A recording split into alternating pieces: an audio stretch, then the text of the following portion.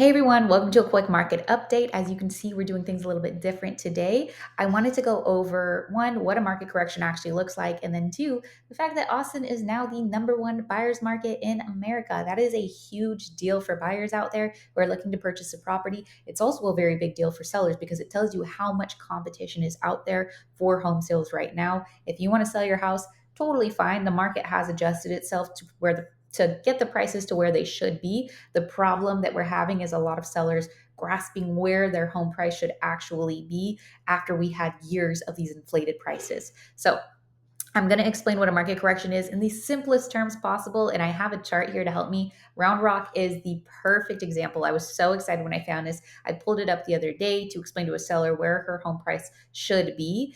And I did the math on it and I was like, oh, this is beautiful. This is a wonderful example that I have to give other people so that they know what a market correction looks like. So, a market is typically supposed to move up about, on average, nationally, about 3% year over year. So, you're supposed to see it just slowly go up. And what we had happened was that we saw, the average median price over in uh, 2020. Sorry, I don't have my glasses on. In 2020, we had the average price sitting at 327 for the Round Rock area, and then it jumped from 327 all the way to 458, and then up to 461.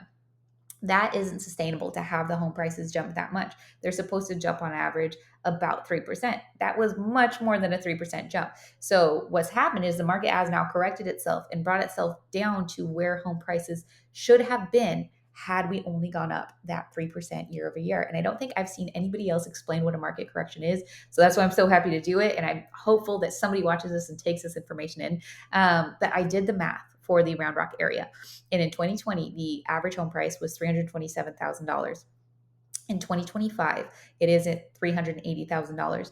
And if you do the math and you say, okay, if home prices increase 3% year over year from 2020 to 2025, where should home prices be? If they just went up 3% year over year, they should be at exactly $380,000. And I was so beyond excited when I saw that because it is a perfect example of what a market correction should look like, where we had a market that took off and it has to correct itself to get back to where it should be.